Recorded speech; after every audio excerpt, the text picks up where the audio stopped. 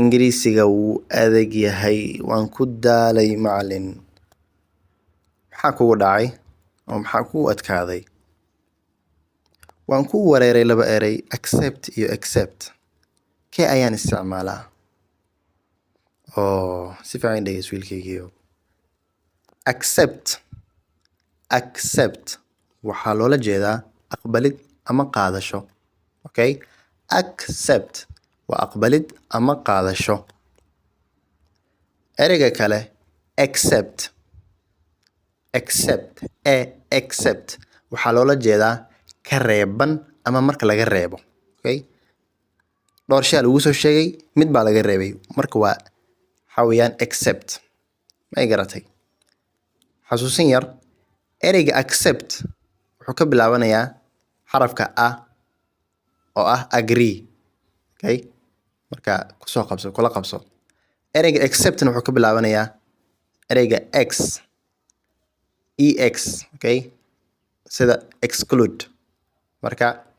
saa ayaa u kala saaraysaa tusaalayaashan ku fahan okay 10 tusaale aan ku siinayaa kow I accept your offer I accept anigu waan aqbalay your offer dalabkaaga okay accept waan aqbalay your offer dalabkaaga I accept she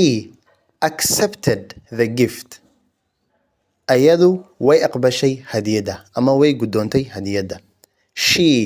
accepted ayadu way gudoontay the gift hadiyada we accept your apology anagu waan aqbalnay raaligelintaada we accept anagu waan aqbalnay your apology raaligelintaada he accepted the job asagu wuu aqbalay shaqada he accepted asagu wuu aqbalay the job shaqada they accepted the invitation ayagu way aqbaleen martiqaadka okay they accepted the invitation ayagu way aqbaleen martiqaadka okay waxaan rajeynayaa inaad fahantay accept marka accept aan gudbaynaa marka okay number 2 everyone came except Ali everyone came dadka dhan way yimaadeen except Ali marka laga reebo Ali qof walba wuu yimid except Ali un baa hadhayba muusan iman I like all fruits except bananas anigu dhammaan waan jeclahay qudaarta miraha waan jeclahay except marka laga reebo bananas yani ma jeclayga kuwa kale laakiin waan jeclahay she eats everything except meat ayadu wax walba way cuntaa way quudataa marka laga reebo hilibka except meat hilib baysan cuninba wax dhan way cunaysaa yani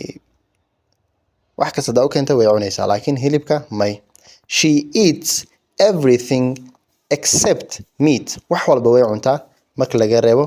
hilibka the shop is open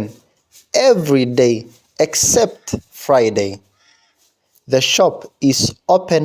every day dukaanka maalin walba waa u furan yahay maalin walba waa la furaa dukaanka except Friday marka laga reebo jimcada maalin jimcada waan nasanaynaa except Friday marka laga reebo maalinta jimcaha buu xiran yahay inta kale waa u furan yahay he passed all exams except math he passed wuu gudbay yani natiijo fiican uu ka helay all exams imtixaanaadkoo dhan ingiriisiga kuwan dhammaan sayniska dhammaan uu ku baasay except math balse xisaabta may uu ku dhacay marka laga reebo xisaabta hadda waan fahmay macallin accept waa aqbalid accept waa ka reebanaan waa mahadsan tahay macallin okay ku bar ingiriisiga si fudud oo aqliyeysan kusoo biir maskax kubac. السلام عليكم.